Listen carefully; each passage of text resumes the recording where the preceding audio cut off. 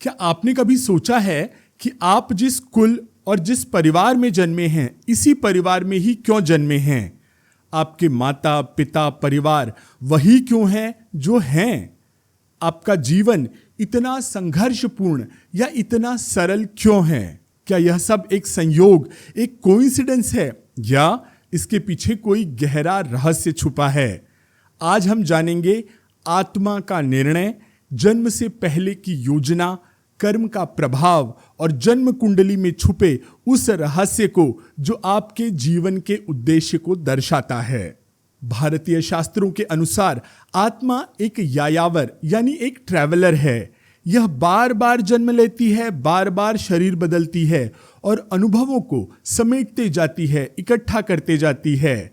गरुड़ पुराण में उल्लेख मिलता है कि मृत्यु के बाद आत्मा यमलोक की यात्रा करती है, जहां उसके कर्मों का लेखा जोखा होता है। उसी के अनुसार उसे नया जीवन, नया शरीर या नया कुल और नई परिस्थितियां प्राप्त होती हैं। पर क्या आत्मा केवल दंड या पुरस्कार के अनुसार ही नया जन्म लेती है? तो उत्तर है नहीं। आत्मा स्वयं भी निर्णय करती है कि वह कौन सी माता के गर्भ में जाएगी, यह कहाँ जन्म लेगी और किन अनुभवों को प्राप्त करेगी। अब आप कहेंगे कि क्या आत्मा स्वयं माता पिता का चुनाव करती है? यह कैसे संभव है? तो मित्रों, आत्मा केवल चेतन नहीं बल्कि पूर्ण रूप से सजग और पूर्ण रूप से जानकार होती है। मृत्यु के बाद जब शरीर से मुक्त होती है, तब उसे अपने पिछले जन्मों के कर्मों, अधूरे रह गए कार्यों और इच्छाओं का पूरा बोध होता है। इन सब का स्मरण रहता है, उसे याद रहती है। उसी के आधार पर वह अपने जीवन की योजना बनाती है। यह योजना केवल भोग की नहीं होती कि कैसा घर मिलेगा, कितना धन मिलेगा, कैसी गाड़ी मिलेगी या कैसा पति या पत्नी मिलेगी, बल्कि साथ ही साथ अपने पिछले जन्म में किए गए पाप कर्मों के प्रायश्चित और आध्यात्मिक स्तर पर प्रगति और अपने मुक्ति की योजना भी वह आत्मा बनाती है। अब प्रश्न उठता है कि क्या आत्मा यह सब जानने में सक्षम होती है? क्या उसे ज्ञात होता है कि वह किस गर्भ में प्रवेश कर रही है? तो इसका उत्तर है हाँ। यह आत्मा की एक विशेष अवस्था होती है। इसे सूक्ष्म देह यात्रा कहा गया है। इसमें आत्मा को 3 विकल्प दिए जाते हैं, यानी 3 ऑप्शंस, यानी उसे 3 संभावित गर्भ दिए जाते हैं जहां वो जन्म ले सकती है। फिर आत्मा अपनी बुद्धि और पूर्व कर्मों के अनुसार एक गर्भ का चयन करती है। देवी भागवत पुराण में माता पार्वती जब दुर्गा जी के रूप में आकर अपने पिता हिमालय राज को उपदेश देती हैं, तब देवी उन्हें समझाती हैं कि किस तरह एक जीव माता के गर्भ में छोटी सी जगह में जल, मल और मूत्र के बीच रहता है, कैसे वह पसलियों से दबता है, अनेक छोटे छोटे जीव जंतु उसे तकलीफ देते हैं। तब वह जीवात्मा ईश्वर से कहता है कि मैं अब इस जन्म के बाद ऐसे अच्छे कर्म करूंगा, ऐसे सत्कर्म करूंगा कि दोबारा इस चक्र में पड़ना ही न पड़े और मोक्ष प्राप्त हो जाए। पर जन्म के साथ ही उसकी बुद्धि पर माया का एक पर्दा, एक मायावी आवरण उसकी आत्मस्मृति को, याद को ढक देता है। जन्म लेते ही जीव भूल जाता है कि वह कौन है। उस आत्मा का, उसका उद्देश्य वह भूल जाता है। यही कारण है कि किसी भी जीव को अपने पूर्व जन्म की स्मृति नहीं रहती है। अब आप कहेंगे, जब स्मृति ही नहीं है, याद ही नहीं है कि उद्देश्य क्या था, तो हम आगे कैसे बढ़ेंगे?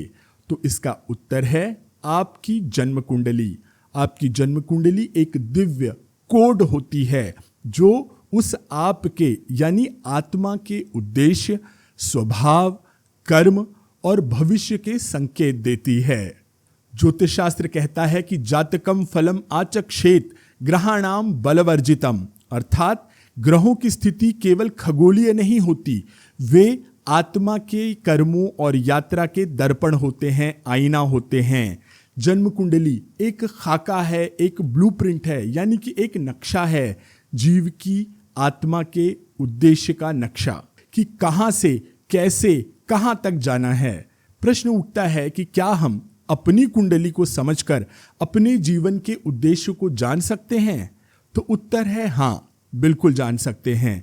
कुंडली का लग्न यानी पहला भाव, पंचम भाव, दशम भाव और नवम भाव ये सभी संकेत देते हैं कि आत्मा किन गुणों को जागृत करना चाहती है, किस सेवा या कर्म के माध्यम से वह आत्मा, वह जीव प्रगति करना चाहता है या चाहती है। इसका अर्थ है कि कुंडली केवल भविष्य बताने का एक यंत्र नहीं है, यह आत्मज्ञान का एक साधन है। क्या आत्मा को यह भूलना आवश्यक है?